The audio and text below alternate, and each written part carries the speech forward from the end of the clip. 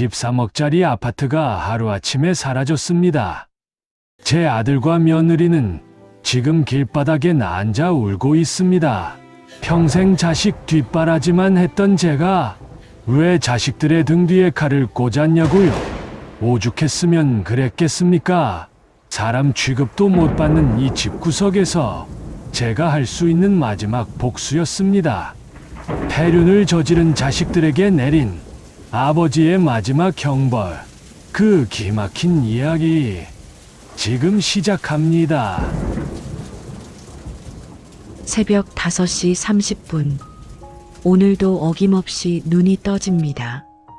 알람도 필요 없습니다.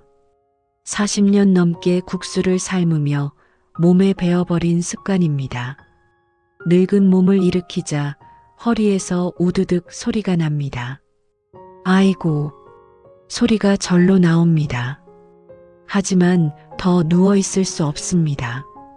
사랑하는 아들 내외가 출근하기 전에 따뜻한 밥이라도 먹여야 하니까요. 부엌으로 나와 냉장고를 엽니다. 어제 미리 우려놓은 멸치 육수를 꺼냅니다. 차가운 냉기가 훅 끼쳐옵니다. 물을 썰고 파를 다집니다. 보글보글 찌개 끓는 소리가 조용한 집안을 채웁니다. 이 소리가 저는 참 좋습니다. 사람 사는 냄새가 나니까요. 1년 전 아들 녀석이 합가를 제안했을 때 저는 세상을 다 가진 것 같았습니다. 아버지, 이제 고생 그만하시고 저희랑 살아요. 손주도 봐주시고 오손도손 좋잖아요. 그 달콤한 말에 평생 모은 전 재산 8억을 털어 이 아파트를 샀습니다. 하지만 그 행복한 꿈이 깨지는 데는 그리 오랜 시간이 걸리지 않았습니다. 오전 7시 식탁 위엔 갓 지은 쌀밥과 아들이 좋아하는 고등어 조림이 김을 내뿜고 있습니다. 며느리가 좋아하는 시금치 나물도 무쳤습니다. 12첩 반상이 부럽지 않습니다. 방문을 열고 아들 내외가 나옵니다. 그런데 표정이 좋지 않습니다. 마치 벌레라도 본 듯한 눈빛입니다. 아, 며느리의 입에서 짧은 탄식이 나옵니다. 그리고는 식탁은 거들떠보지도 않고 냉장고에서 식빵을 꺼냅니다. 얘들아, 밥 먹어라. 오늘 고등어 조림이 아주 잘 됐다. 제가 웃으며 말했습니다. 하지만 아들은 인상을 찌푸리며 넥타이를 맵니다. 아버지, 아침부터 냄새나게 생선을 구우시면 어떡해요? 옷에 냄새 다 배잖아요. 가슴이 철렁 내려앉습니다. 냄새라니요. 자식 먹이려고 새벽부터 구운 건데, 아니, 환기시키면 되지 않니? 한국 사람은 밥심으로 일하는 거야. 한 술이라도 뜨고 가라. 제 목소리가 기어 들어갑니다. 토스트기에 식빵을 넣던 며느리가 탁 소리가 나게 잼뚜껑을 엽니다. 그리고 차가운 목소리로 쏘아붙입니다. 아버님, 저희 아침에 밥 안 먹는다고 몇 번을 말해요? 속이 부대껴서 일 못한다고요. 그리고 제발 새벽부터 달그락거리지 좀 마세요. 잠을 못 자겠어요, 잠을. 할 말이 없습니다. 내가 내 돈 내고 산 집에서 내 자식 밥 해주는데 왜 이렇게 죄인 취급을 받아야 하는 걸까요? 식빵이 튀어오르는 소리가 마치 제 심장이 튀어오르는 것 같습니다. 두 사람은 식탁 귀퉁이에 서서 식빵 조각을 입에 쑤셔 넣습니다. 제가 차린 정성스러운 밥상은 투명 인간 취급을 당합니다. 따뜻한 국이 식어갑니다. 제 마음도 같이 식어갑니다. 다녀오겠습니다. 인사도 하는 둥 마는 둥 두 사람은 쫓기듯 집을 나갑니다. 현관문이 닫히는 소리가 유난히 크게 들립니다. 텅 빈 집, 덩그러니 남겨진 밥상, 그리고 늙은 저 혼자입니다. 숟가락을 들 힘조차 없습니다. 결국 국에 밥을 맙니다. 꾸역꾸역 목구멍으로 넘깁니다. 눈물인지 국물인지 모를 것이 자꾸만 목으로 넘어갑니다. 내가 식모인가?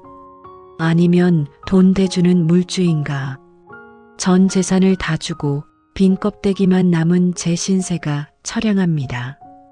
베란다로 나가 창밖을 봅니다. 미사 강변도시의 풍경이 참 좋습니다. 사람들은 저보고 성공했다고 합니다. 자식 잘 키워서 좋은 아파트 산다고요. 속도 모르는 소리입니다. 이 집은 감옥입니다. 눈치라는 창살 없는 감옥 말입니다. 그렇게 지옥 같은 1년이 지났습니다. 어느 날 저녁이었습니다. 며느리가 거실에서 전화를 받습니다. 목소리가 심상치 않습니다. 네, 엄마가요? 수술을 하셔야 한다고요? 수화기 너머 소리는 들리지 않지만 며느리의 얼굴이 사색이 되었습니다. 전화를 끄는 며느리가 아들에게 달려갑니다. 여보, 큰일 났어. 친정 엄마가 담낭 수술을 하셔야 한대. 쓸개를 떼어내야 할 수도 있나 봐. 당장 입원하셔야 한대. 아들도 놀란 표정입니다. 정말? 장모님이? 그럼 당신이 가서 간병해 드려야지. 어쩌지? 나도 다음 주에 중국 출장인데. 두 사람의 대화가 급박하게 오갑니다. 저는 걱정스러운 마음에 끼어들었습니다. 사부인이 많이 편찮으신 게냐? 큰 수술이면 보호자가 있어야지. 내 밥은 신경 쓰지 말고 어미가 다녀와라. 도연이 너도 출장 잘 다녀오고. 며느리는 울먹이는 표정으로 대답합니다. 죄송해요, 아버님. 갑자기 이런 일이 생겨서 일주일 정도 집을 비워야 할 것 같아요. 반찬은 냉장고에 넣어둘게요. 그래. 사부인 건강이 먼저지. 걱정 말고 다녀와라. 저는 진심으로 걱정했습니다. 사돈 어른이 쾌차하시길 빌었습니다. 아들 내외가 집을 비우면 혼자 밥 챙겨 먹는 게 처량하긴 하겠지만 그게 대수겠습니까? 그런데 말입니다. 달력을 보던 저는 씁쓸한 미소를 지을 수밖에 없었습니다. 다음 주 목요일, 날짜에 빨간 동그라미가 쳐져 있습니다. 바로 제 칠순 생일입니다. 45년 국수 장사를 은퇴하고 맞는 첫 생일이자 칠순 잔치를 하기로 한 날이었습니다. 아버님 칠순 때는 제가 근사한 한정식집 예약할게요. 동네 사람들 다 초대해서 잔치해요. 며느리가 했던 약속이 귓가에 맴돕니다. 하지만 사돈이 아프다는데 제 생일 챙겨달라고 할 수는 없는 노릇입니다. 서운해도 참아야 합니다. 그게 부모 마음이니까요. 그래, 사람이 아픈데 생일이 무슨 소용이야. 내 팔자에 무슨 잔치냐. 스스로를 위로하며 잠자리에 들었습니다. 하지만 잠이 오지 않았습니다. 가슴 한구석이 뻥 뚫린 것처럼 시렸습니다. 그리고 며칠 뒤 일요일 밤이었습니다. 이날이 제 인생을 송두리째 바꿔놓을 줄은 꿈에도 몰랐습니다. 며느리가 쓰레기를 버리러 나간 사이였습니다. 식탁 위에 두고 간 며느리의 휴대폰이 요란하게 울렸습니다. 평소라면 거들떠보지도 않았을 겁니다. 그런데 그날따라 화면의 불빛이 제 눈을 찔렀습니다. 무심코 바라본 화면, 거기엔 믿을 수 없는 문자가 떠 있었습니다. 발신자는 친정 엄마가 아니었습니다. 여행사였습니다. 윤미정 고객님, 장각의 4박 5일 패키지 여행 예약 확정되었습니다. 동반자 강도현, 김영자 외 1명. 손이 부들부들 떨렸습니다. 눈을 비비고 다시 봤습니다. 장각의 여행? 친정 엄마가 수술을 한다더니 아들이 중국으로 출장을 간다더니 이게 무슨 소리란 말입니까? 그때였습니다. 또 다른 메시지가 떴습니다. 며느리가 친정 언니에게 보낸 카톡이었습니다. 그 내용을 읽는 순간 저는 숨이 멎는 줄 알았습니다. 언니, 시아버지는 절대 모르게 해. 알면 노인네가 서운해서 난리 칠 거야. 어차피 칠순잔치 해줘봤자 돈만 아깝지. 늙어서 여행 가면 집만 돼. 이번 생일은 그냥 아픈 척하고 퉁치고 넘어가야지. 우리끼리 가서 실컷 놀다 오자. 짐? 내가 짐이라고? 전 재산 털어 집 사주고 매일 새벽 밥 차려 바치는 내가 돈만 아까운 짐짝이라고? 머릿속에서 무언가가 툭 끊어지는 소리가 들렸습니다. 배신감이라기엔 너무나 거대했습니다. 이것은 살이에 가까운 분노였습니다. 식탁 유리창에 비친 제 얼굴이 일그러져 있었습니다. 더 이상 호구 같은 시아버지는 없었습니다. 그래, 너희가 날 속였다 이거지. 내 생일날 나만 빼고 여행을 가시겠다? 좋다. 아주 재미있는 선물을 준비해 주마. 저는 떨리는 손으로 휴대폰을 내려놓았습니다. 그리고 베란다 창문을 바라보며 싸늘하게 웃었습니다. 13억 아파트, 이 집의 진짜 주인이 누구인지 똑똑히 보여주기로 결심했습니다. 여러분, 자식 믿고 모든 걸 내어준 제가 바보였을까요? 아니면 부모를 속인 저들이 악마였을까요? 가족이라는 이름으로 포장된 이 더러운 거짓말. 과연 저는 어떤 복수를 준비했을까요? 상상 그 이상의 사이다가 기다리고 있습니다. 지금 바로 댓글로 여러분의 생각을 남겨주세요. 여러분이 저라면 이 며느리 당장 쫓아내시겠습니까? 다음 날 아침이 밝았습니다. 결전의 날입니다. 저는 평소와 똑같이 일어났습니다. 아니, 더 정성스럽게 연기를 시작했습니다. 부엌에서 달그락 소리를 냅니다. 하지만 오늘은 밥을 하지 않았습니다. 그저 식탁에 앉아 물 한 잔을 마시며 놈들이 나오기만을 기다렸습니다. 아들과 며느리가 나옵니다. 여행 갈 생각에 들떴는지 얼굴에 화색이 돕니다.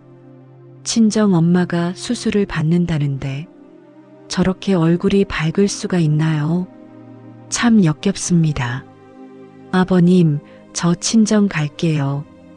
엄마 수술 잘 되게 기도해 주세요. 며느리가 눈 하나 깜짝 안 하고 거짓말을 합니다. 옆에 선 아들놈도 거듭니다. 아버지, 저도 바로 공항 가요. 출장 가서 연락 잘 안 될 수도 있어요. 밥 잘 챙겨 드시고 계세요. 저는 두 사람의 얼굴을 번갈아 쳐다봤습니다. 마지막으로 기회를 주고 싶었는지도 모릅니다. 제발, 지금이라도 사실대로 말해달라고. 그래, 많이 바쁘겠구나. 그런데 얘들아, 이번 주 목요일이 무슨 날인지 아느냐?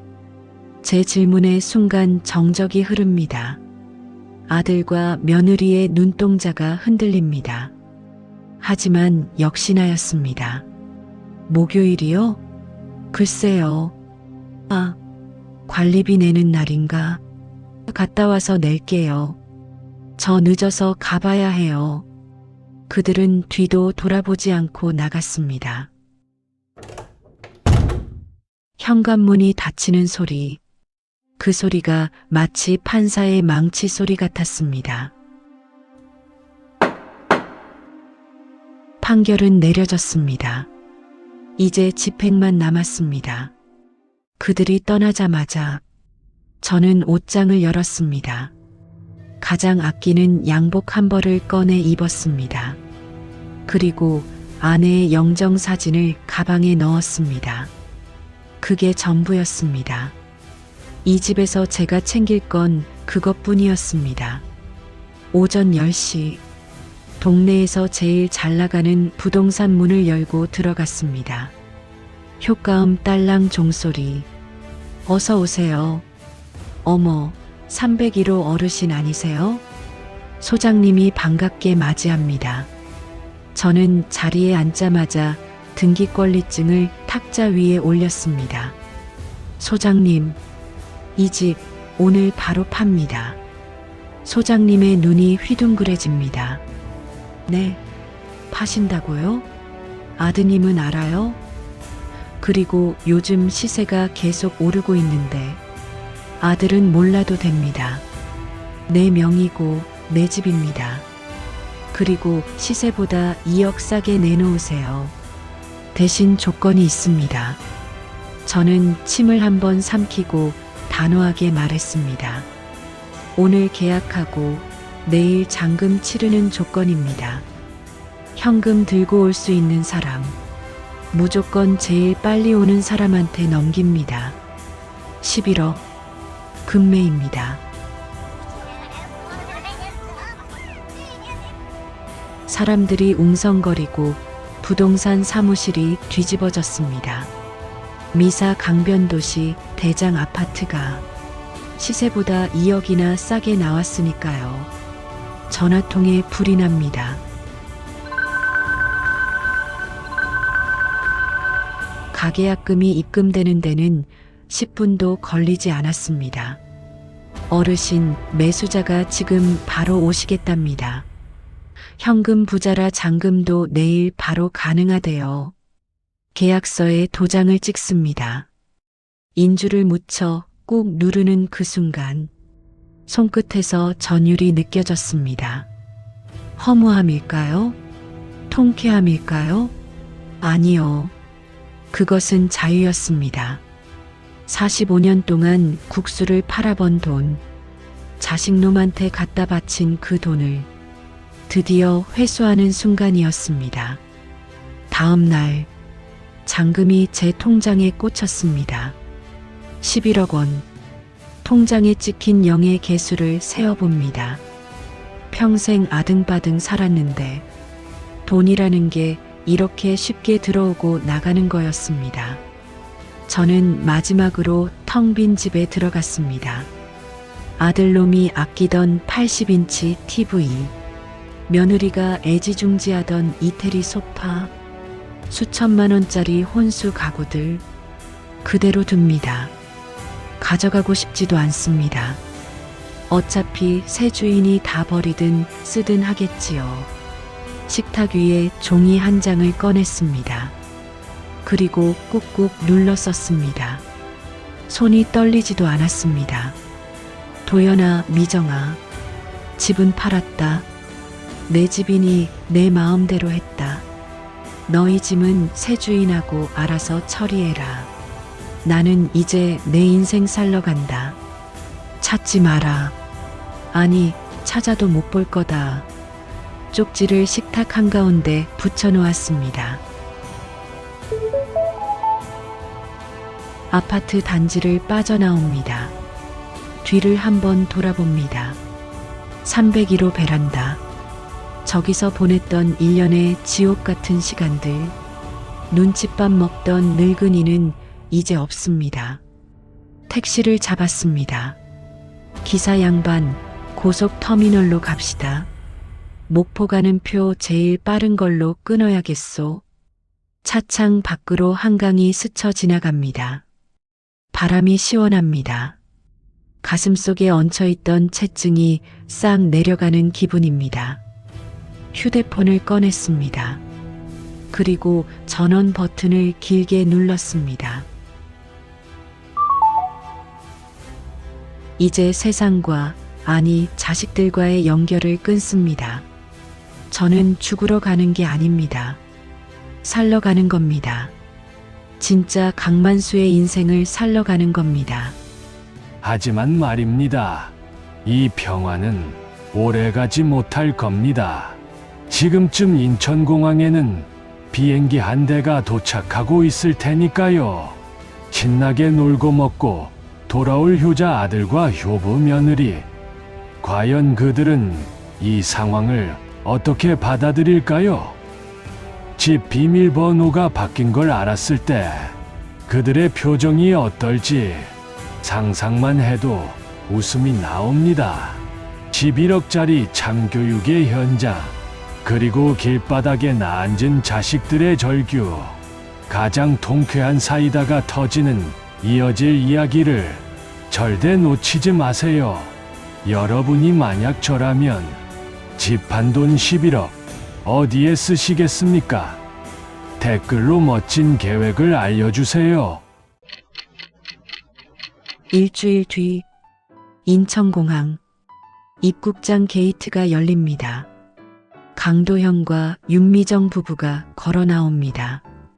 얼굴이 아주 까맣게 탔습니다. 양손에는 면세점 쇼핑백이 주렁주렁합니다.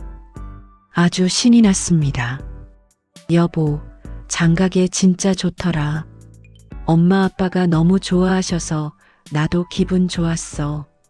다음엔 유럽으로 모실까? 그래, 돈 열심히 벌어서 또 가자. 근데 아버지한테는 뭐라고 하지? 간병하느라 고생했다고 말 좀 잘 맞춰. 아유, 걱정 마. 노인네가 뭘 알겠어. 그냥 병원 밥이 맛없어서 살 좀 빠졌다고 하면 믿으실 거야. 두 사람은 킬킬거리며 공항 리무진 버스에 오릅니다. 자신들 앞에 닥친 재앙은 꿈에도 모른 채 말이죠. 버스가 미사 강변도시에 도착합니다. 익숙한 아파트 단지가 보입니다. 13억짜리 우리 집. 아니, 이제는 남의 집이죠. 엘리베이터가 3층에 멈춥니다. 캐리어를 끌고 현관 앞에 섭니다. 도연이가 익숙하게 번호키를 누릅니다.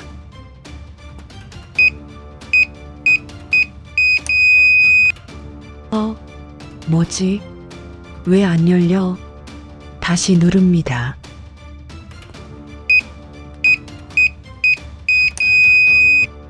아, 오빠 뭐해? 빨리 좀 열어. 화장실 급해 죽겠는데. 아니, 번호가 안 먹어. 배터리가 방전됐나? 아버지, 안에 계세요? 문을 쾅쾅 두드립니다. 그때였습니다. 도어락이 해제되는 소리가 들립니다. 아유, 아버지, 문 좀 빨리 열어줘. 하지만 문을 열고 나온 사람은 아버지가 아니었습니다. 러닝셔츠 차림의 건장한 30대 남자였습니다.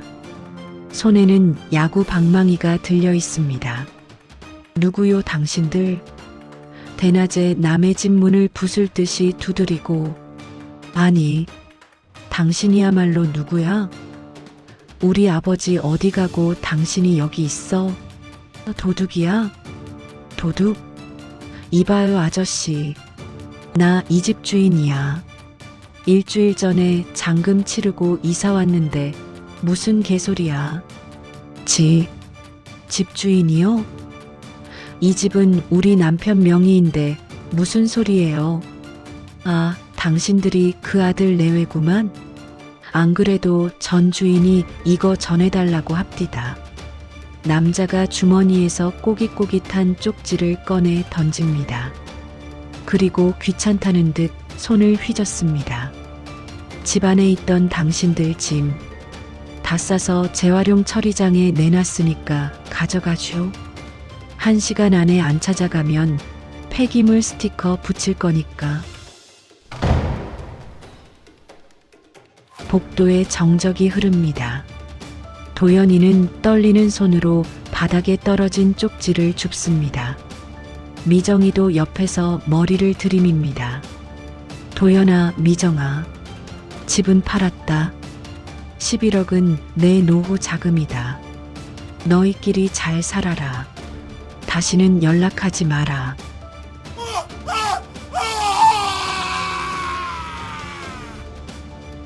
이게 뭐야? 집을 팔았다고? 진짜로? 11억을 들고 튀었다고? 말도 안 돼. 아버지가 어떻게 우리한테. 두 사람은 미친 사람처럼 아파트 단지 재활용장으로 뛰어갑니다. 거기엔 쓰레기 더미처럼 쌓인 명품 옷가지들과 비에 젖은 결혼사진 액자가 굴러다니고 있었습니다.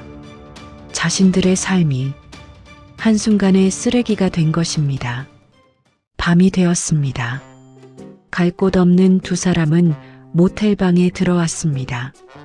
캐리어 2개가 전 재산입니다. 분노가 치밀어 오릅니다. 오빠, 신고해. 경찰에 신고하라고. 이거 횡령 아니야? 사기 아니냐고. 아버님 어디 갔어? 당장 잡아와. 신고는 무슨. 우리가 당한 거야. 완벽하게. 도연이는 계속해서 아버지에게 전화를 겁니다. 하지만 돌아오는 건 기계적인 안내음 뿐입니다. 전원이 꺼져 있어 소리샘으로 연결되어 오며, 아, 진짜 미치겠네. 나 당장 내일 회사 어떻게 가? 입을 옷도 없고 화장품도 다 버려졌잖아. 당신 아버지가 어떻게 이래? 치매 온 거 아니야? 며느리는 남편을 쥐잡듯이 잡습니다. 서로를 원망합니다. 내가 여행 가자고 해서 그렇다. 내가 아침밥 안 먹어서 그렇다. 고성이 오갑니다. 그때였습니다. 도연의 휴대폰이 울립니다. 발신자 누나 강영숙. 누나는 알지? 아버지 어디 계셔? 우리 집 다 팔아먹고 도망가셨어. 전화기 너머로 누나의 깊은 한숨 소리가 들립니다. 도연아, 너희들 끝까지 돈 타령이구나. 집이 팔린 게 억울하니? 아버지가 왜 그러셨는지 짐작 가는 거 없니? 짐작이고 뭐고. 우리가 지금 길바닥이라고. 일단 아버지 좀 만나게 해줘.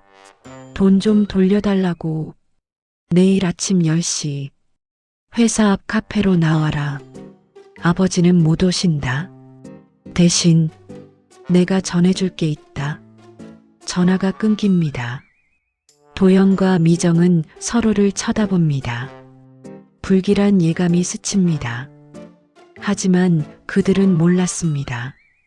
내일 듣게 될 이야기가 집을 잃은 것보다 더 큰 충격일 줄은 말이죠. 13억은 날아갔고 남은 건 서로를 향한 원망뿐입니다. 하지만 아직 진짜 비극은 시작되지 않았습니다. 제가 숨겨왔던 충격적인 비밀, 그리고 눈물로 얼룩질 마지막 참회가, 여러분도 혹시 가족에게 거짓말했다가 들킨 적 있으신가요? 그때 기분이 어떠셨나요? 댓글로 여러분의 경험담을 들려주세요. 마지막 이야기에서 뵙겠습니다. 다음 날 아침, 회사 앞 카페 구석 자리, 도연의 누나 영숙이 앉아 있습니다. 그녀의 눈은 퉁퉁 부어 있습니다. 도연과 미정이 허겁지겁 달려와 자리에 앉습니다. 누나, 아버지 어디 계셔? 돈 다 들고 가신 거야?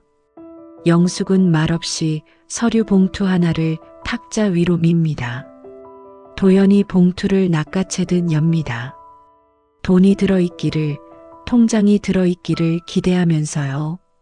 하지만 봉투에서 나온 것은 하얀 종이 한 장이었습니다. 대학병원 진단서. 이게 뭐야? 폐암. 사기.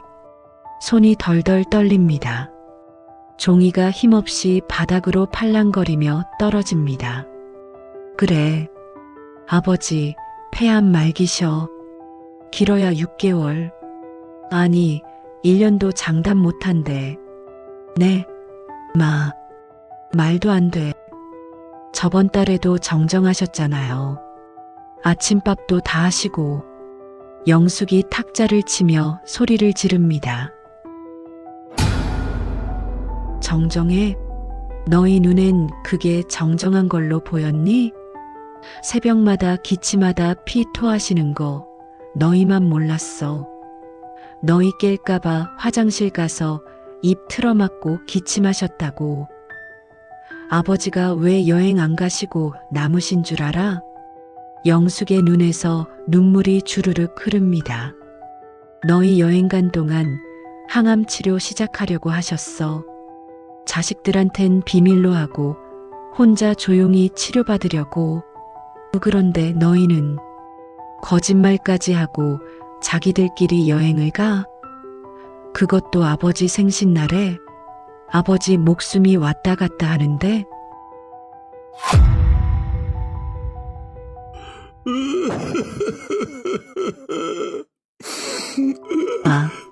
아버지. 내가 죽일 놈이야. 내가 미친 놈이야. 도연은 바닥에 주저앉아 옵니다. 미정도 입을 틀어막고 눈물을 흘립니다. 13억이 아까워서가 아닙니다. 자신들이 짐승보다 못한 짓을 했다는 걸 이제야 깨달았기 때문입니다.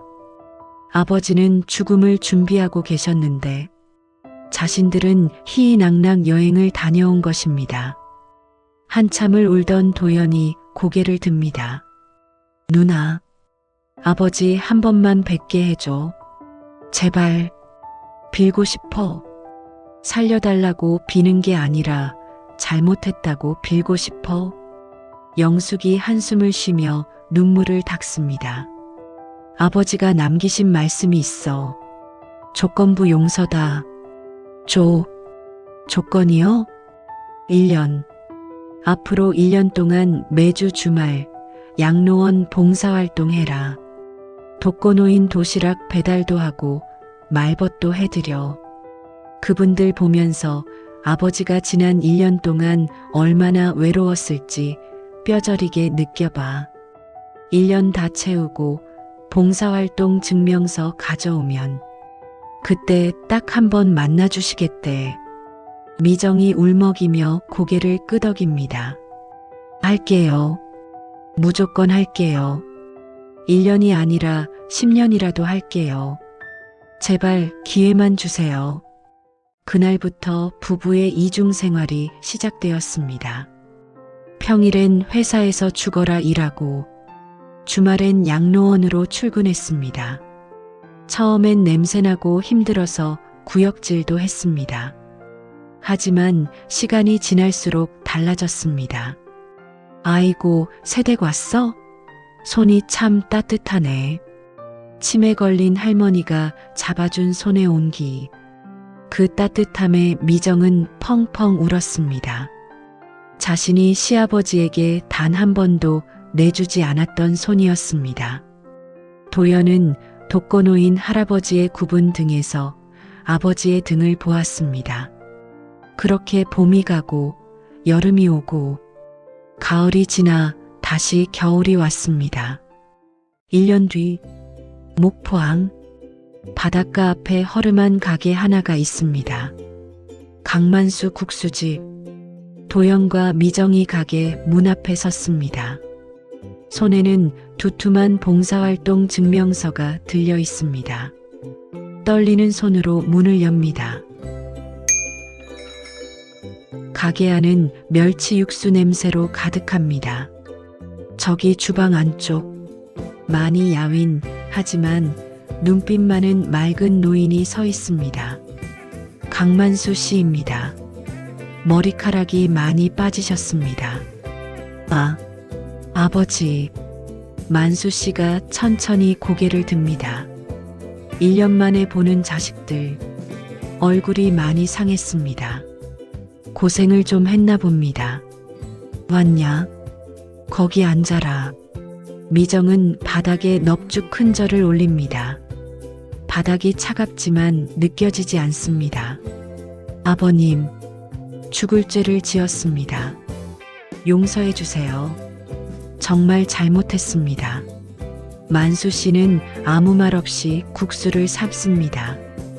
뜨거운 김이 모락모락 나는 국수 2그릇. 탁탁. 식탁 위에 놓입니다. 고명이 잔뜩 올라간 1년 전 그 아침상에 올렸던 바로 그 국수입니다. 먹어라. 식기 전에 얼른 먹어. 그 한마디에 도연과 미정은 젓가락을 들지도 못하고 엉엉 웁니다. 국물에 눈물이 뚝뚝 떨어집니다. 국수를 한 입 넣습니다. 짭조름하고 구수한 맛. 아버지의 사랑이 그리고 용서가 목구멍으로 넘어갑니다. 맛이 어떠냐? 맛있어요. 세상에서 제일 맛있어요, 아버지. 그래. 그럼 됐다. 다 먹고 가거라. 나는 장사해야 한다. 만수 씨는 다시 육수통 앞으로 갑니다. 합가하자는 말도 돈을 돌려주겠다는 말도 없습니다. 하지만 압니다. 이 국수 한 그릇이 아버지가 줄 수 있는 가장 큰 사랑이자 용서라는 것을요. 강만수 어르신은 지금도 목포에서 국수를 맙니다. 비록 몸은 아프지만 마음만은 그 어느 때보다 건강합니다. 아들 부부는 매달 목포를 찾습니다. 이제는 돈 때문이 아닙니다. 그저 아버지의 국수가, 아버지의 온기가 그리워서입니다. 여러분, 부모님의 사랑을 당연하게 여기지 마세요.